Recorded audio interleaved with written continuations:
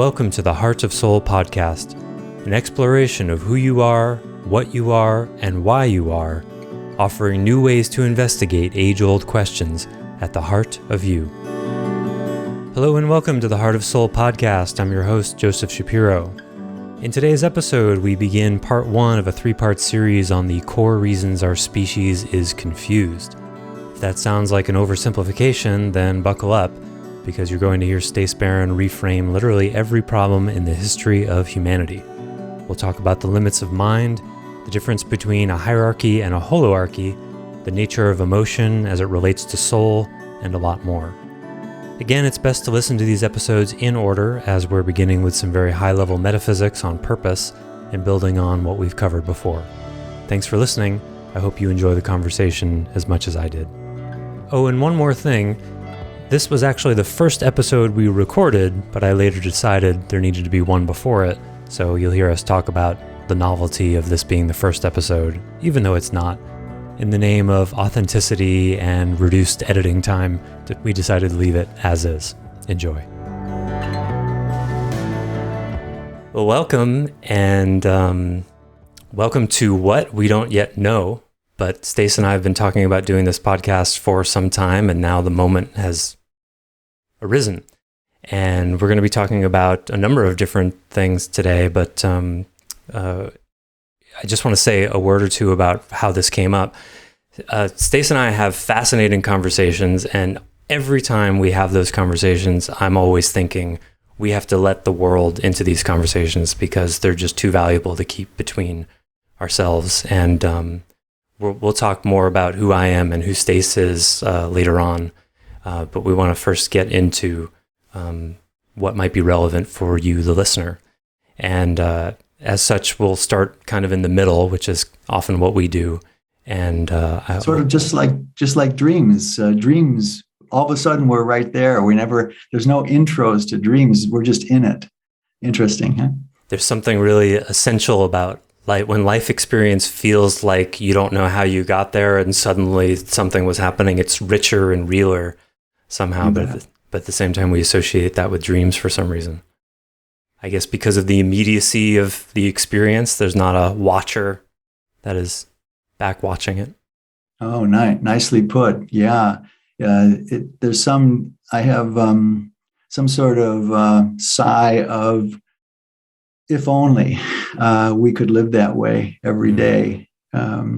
Because while we're stuck in a certain pre-frame for any unfolding moment, we're technically limiting life to bring us something, and we're limiting ourselves from unfolding something. Mm-hmm. So it's really, Look at how fast that conversation got going. Exactly, and that's an example. We could spend an entire hour just talking about that, and I think we're going to having to be stopping ourselves many times and staying sometimes focused and sometimes just following those kinds of rabbit holes as they arise.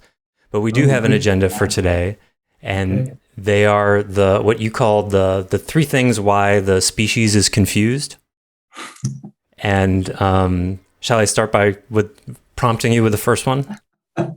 Have at it. You called it why the Earth is confused, and I edited it as the species because, of course, the Earth probably knows exactly what it's doing. Well, it is confused in reaction to the confusion of the dominant species, although it doesn't really see humans as the dominant species. There are certain subcategories of Earth consciousness that pays more attention to us than other species, but we're just the dominating species. Dominating, there you go. Yeah. And not in a good way at the moment. No. Well, the first one was we are conditioned to experience things in hierarchies rather than holoarchies. And the paradigm that you founded, which you're currently calling identity, is holoarchical. Can you speak to what the difference is? Sure.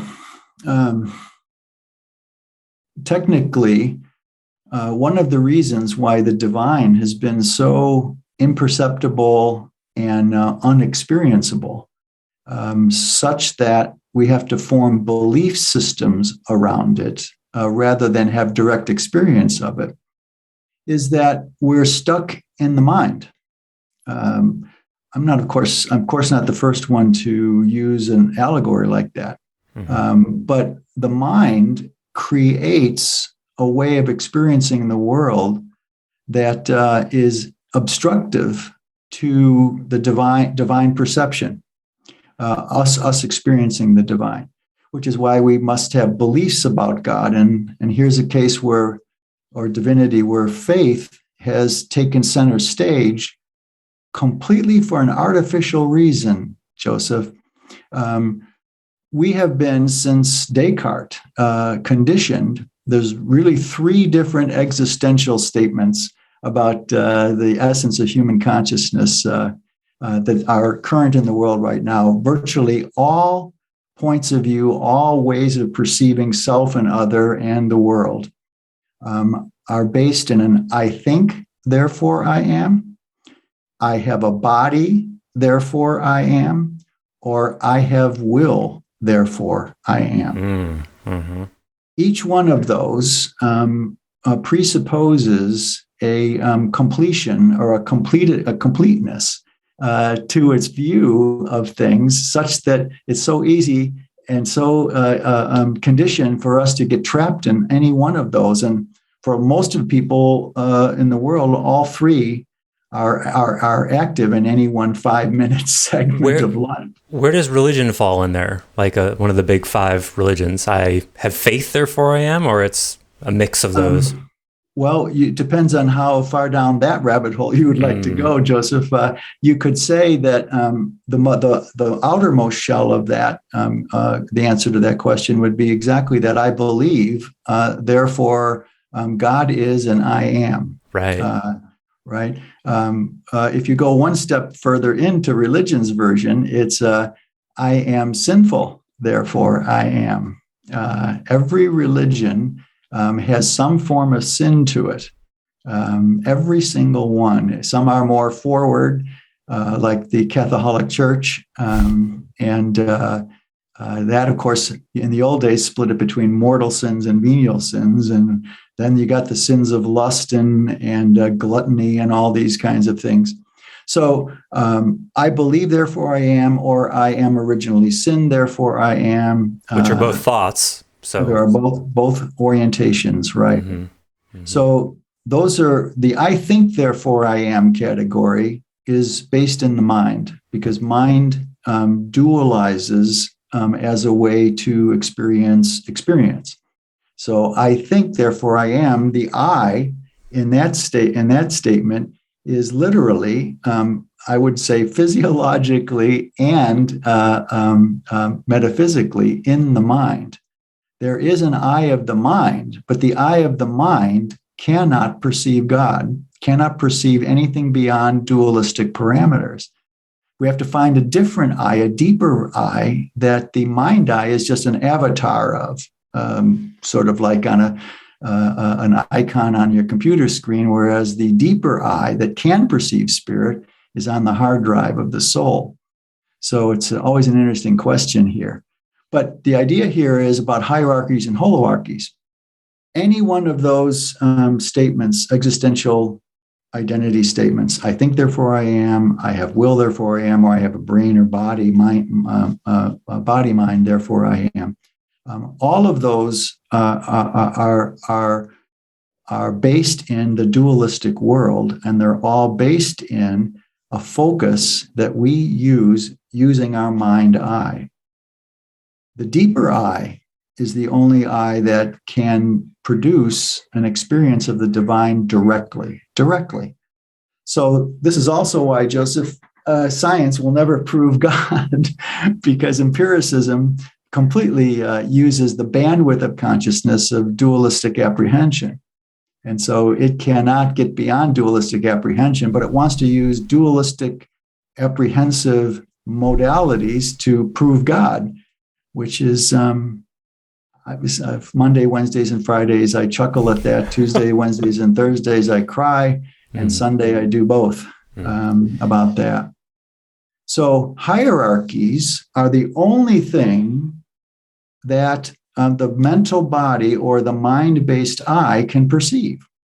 And so it thinks that's sacrosanct. That we think that hierarchies are a given part of nature. You've got dominant alpha Predators. In predators, yeah, and beta, alpha and beta. So we look at the animalistic world and we say, oh, well, we're part animal in the very least. Hierarchies are the way seniority is arranged in this world. And that's right. That's right. It has to be because of the dualistic edges and densities we have here.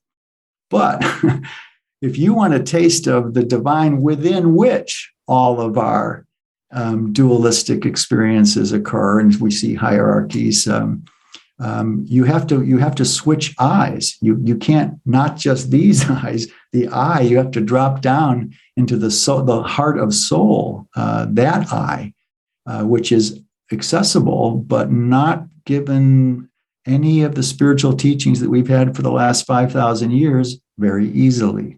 I'm reminded of the Meister Eckhart quote, the belief in God prevents your experience of it. Exactly right. Which got him excommunicated, among other things that he did, and was almost killed for it.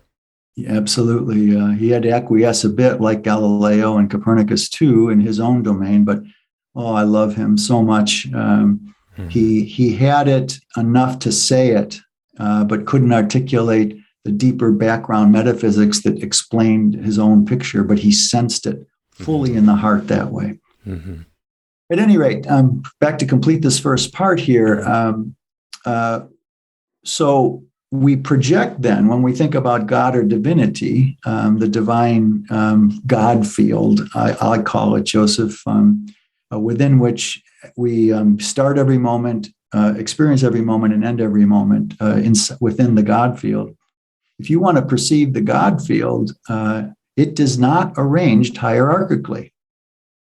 There isn't a God, and then there's spirit between us and God, and then there's dualistic densities, earthiness, energy, and matter between us.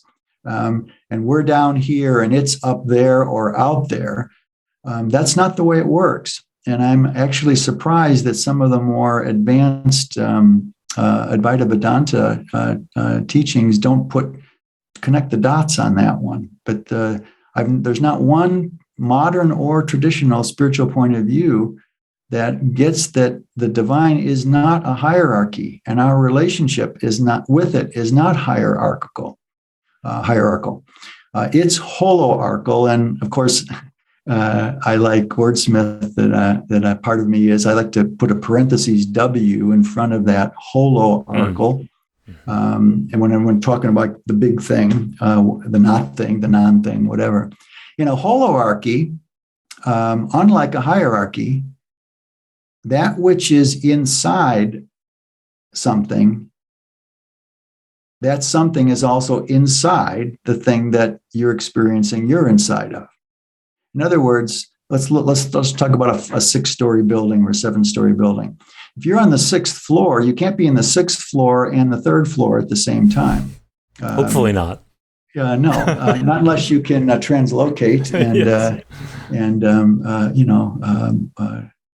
use your spirit to do that. But your physical body can't be both in the 6th floor and the 3rd floor, obviously. It's the same here. We are inside of divinity in one domain of its being, and it's inside of us at the same time. That which we're inside of is inside us also. We're fractal holons, you and I and everyone else on the planet. We're fractal holons of God consciousness, but we're absolutely conditioned to not experience that truth directly. So in a holoarchy, everything is interpenetrating. Everything shares a whole range of being, whereas in a hierarchy, a private, a first class on a battlefield certainly is not having the same experience as the general looking through his binoculars safely a mile away or half the way around the world on a drone. But in our case, a holoarchical consciousness means that divinity is experiencing us experiencing experience, at the same time we can have an experience of it having experience of its own through us. Now that probably sounded like gobbledygook, but unlike the general and the private first class metaphor, it is, and unlike what deists maintained, divine being is intimately involved with all of our consciousnesses, and not just our species. It's big enough and mysterious enough where it can participate in all species, from an amoeba up to us, and get its experience, the amoeba's experience of itself, which is the divinity. So, and to get to the holoarchal picture, you've got to actually have a way to integrate all the teachings of religion and spirituality, East and West, to be able to put all that together. But unfortunately, the East and the West have contrary assumptions about the nature of consciousness and can't agree. Identity, though, allows us a doorway to actually finally merge those two into a bigger picture and fold into a bigger picture. Yeah, and that's what I wanted to bring up. I'm going to be doing my best to advocate for the casual listener, and I imagine a lot of people hearing that would say, like, okay, well, I can't get my head around that, and that would be the point. You can't actually mentally conceive. I guess you minimally can mentally conceive of a holoarchy, but it starts to turn your brain into a pretzel pretty quickly, because the mind can't. If it could get its head around it, then it could experience it, and it cannot. Exactly right, right, that's the whole thing. Here we are, like the metaphor you hear often, Joseph, trying to experience God is like a fish trying to experience water. Mm-hmm. We're already in God, but we've just not been given good guidance, good enough guidance to actually experience what these words are pointing at. The hierarchical based mind cannot get there. It's like using a microscope to study the heavens. Yeah. It's just not suited. So, yes. So when you say we're conditioned to experience things in hierarchies rather than holoarchies, I just want to underline something I think you already said. It's not one or the other, it's both. Experiencing things in hierarchies is useful, but there are certain things you'll never experience unless you can see it, experience it holoarchically.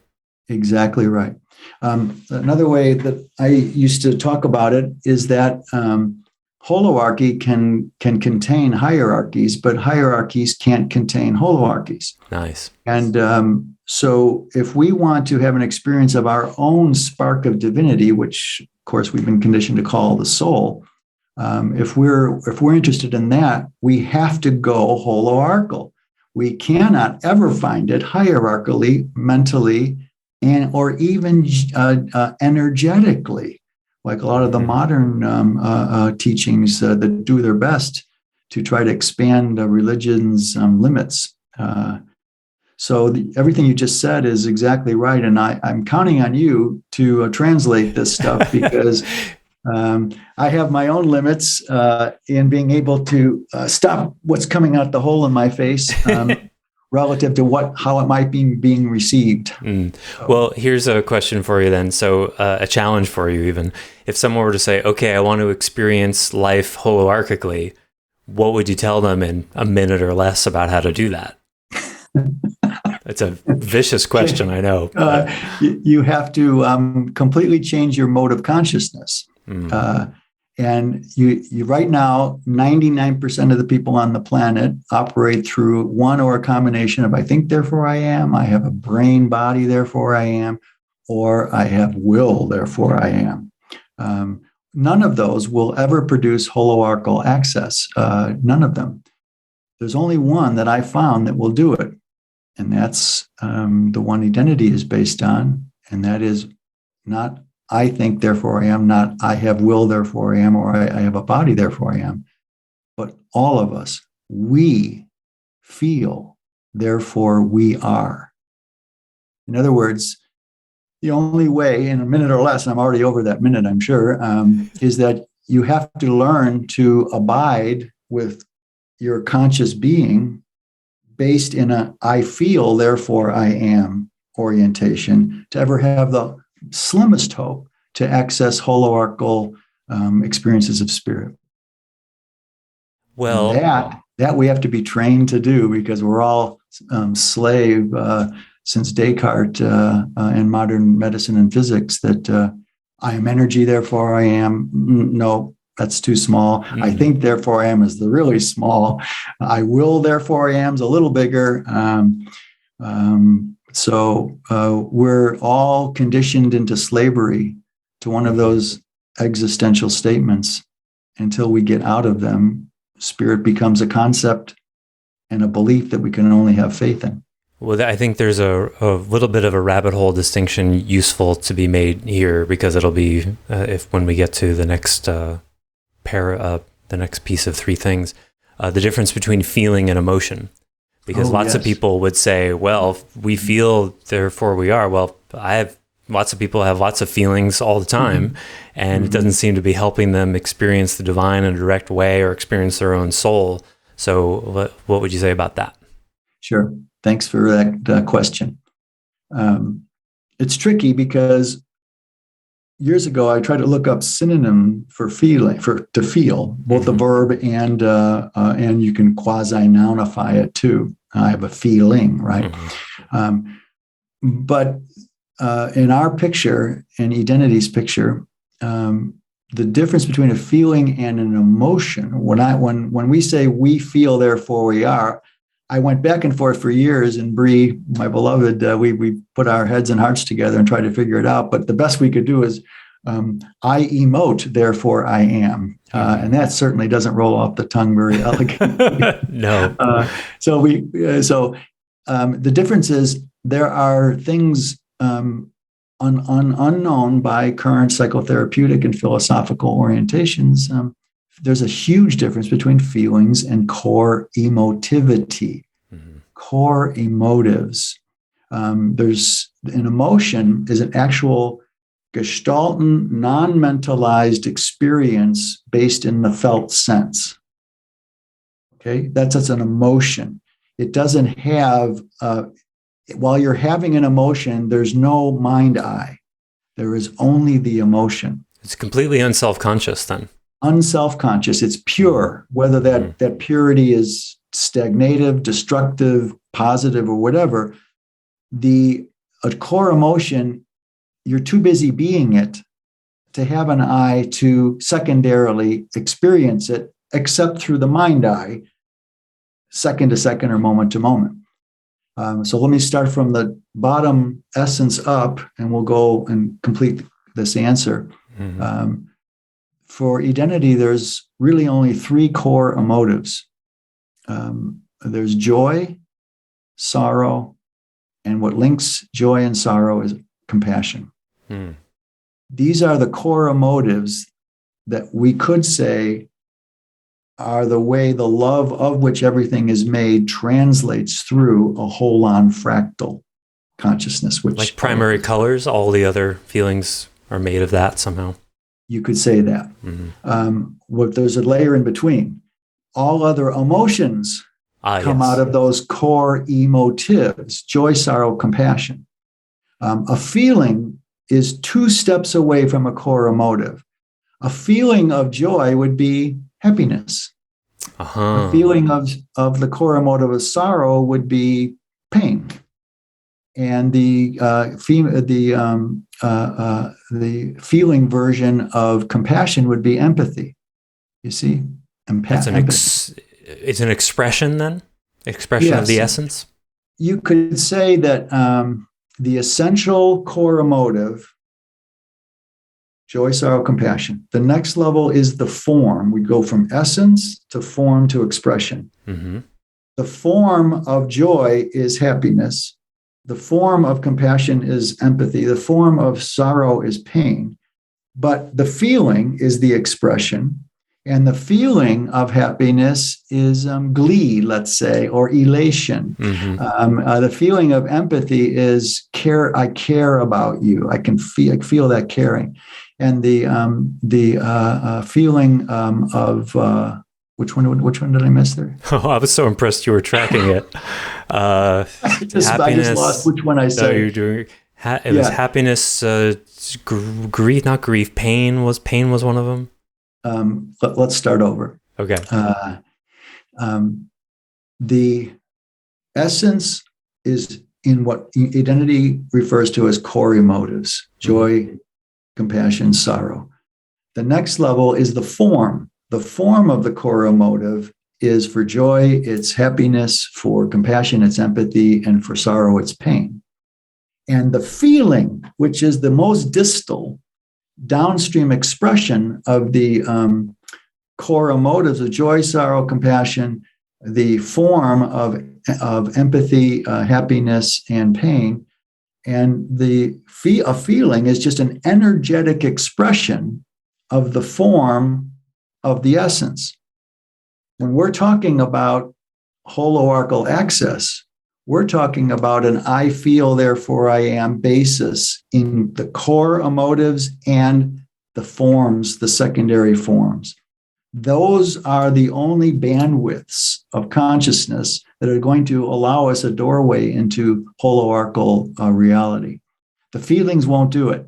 The feelings are too far distal from the core essence of consciousness domain to do that. But if they're all connected, why don't feelings sort of roll up to, you haven't said this before, but I know from knowing the paradigm, that you're asserting that, and the paradigm is asserting that these core emotions are an aspect of soul, right? So why is it that the passing moods and feelings, or the downstream expression of feelings, why does that not connect back to the soul? Well, it does, but we're not taught to look for it any deeper. So it's like we somehow don't connect the dots in ourselves. Exactly right. Because we're conditioned to, I think, therefore I am. I have energy. I am energy, therefore I am. Or I have a body or a brain, therefore I am. Or I have willful, therefore I am. Those orientations don't allow us to track the actual structure that's there. So we screen out the core emotions because of our very picture of what feelings are. Exactly. So we're not conditioned to think that it's important to follow those feelings all the way back to core emotion. So for all purposes, it doesn't exist for us. Exactly. Not only does it not exist, but there isn't even a means to knock on the door, in my opinion, out there to be able to track what's already there, that path. A good metaphor here, Joseph, is if I'm jogging, which I still do at 70, which is really interesting. I got this the other day. When you're jogging along a creek on a beautiful day, and you're thinking of what that's on a Saturday, and you're thinking about what the boss might expect of you on Monday, to the degree that you're thinking about what's happening Monday are moments where you are absolutely out of touch with that creek that you're running next to. Mm-hmm. Your eyes may be peripherally receiving light to it, but your brain is disconnected by your focus. So in the same way, we have not been given any really deep means, not meditation, not contemplation, certainly not a certain way of thinking to get us there. We've just not been invited to explore that territory below, because we've not even had a strata that said feelings are this, the emotions are this, and the core emotives are that. Until we have even a picture of that possibility, we're not going to encounter it experientially. What's an example of this? Like in, you just gave one example with a running thing. That's sort of an awareness thing. But what's an example of where someone being in touch with a feeling causes them suffering because they cannot connect it to a core emotion? Well, what happens, just like worrying about what the boss is going to do on Monday, you're so involved with your pain, you've been taught to cope with it. Mm-hmm. You've been taught how to deal with it instead of become it, which can take away coping mechanisms, which can take away necessities of the moment. We've not been easily conditioned to actually become the emotion sufficiently to find it can drop even to an even deeper level than the mere feeling.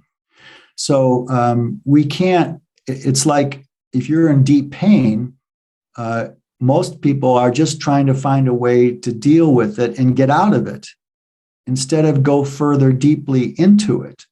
And there's really we need guides to help us do that, a safe space to, when you're in deep pain, to stay with it and be invited to go deeper instead of trying to get out of it. It's like tell a person who doesn't know how to swim when they're drowning, they're fighting to stay on top. Oh, if you'll just let go and sink to the bottom, you'll be able to breathe just fine.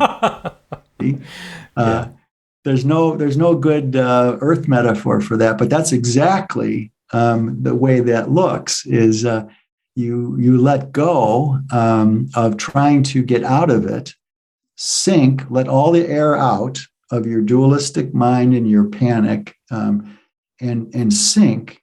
And if you have done a bunch of other different kinds of dharmic endeavors of training your heart and soul, and not just your mind, you'll find those core motives.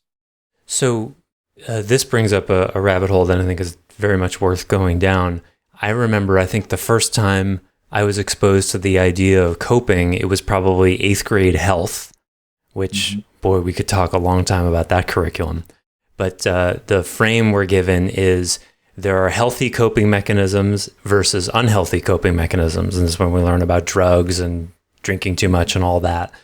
But Identity's point of view on coping mechanisms is what?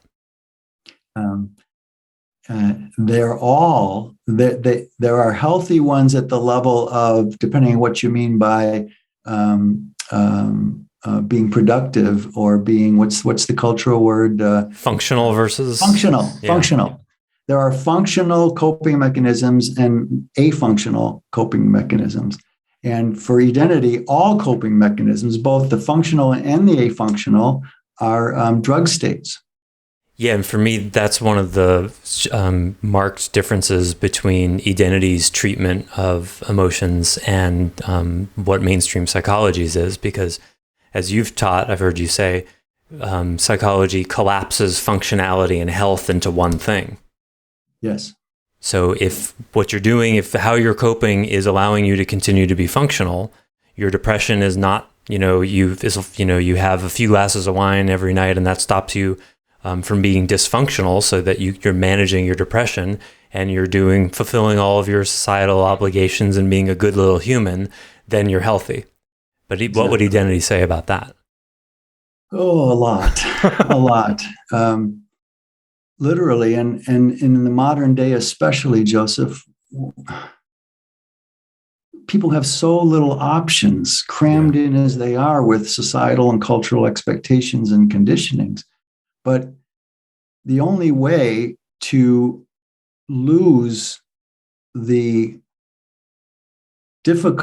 static that coping mechanisms create in your soul is to be willing to become afunctional. You literally have to lose your mind, in one way of speaking, in the Eastern way, to get to the next level. But here in the West, you have to lose your coping conditionings.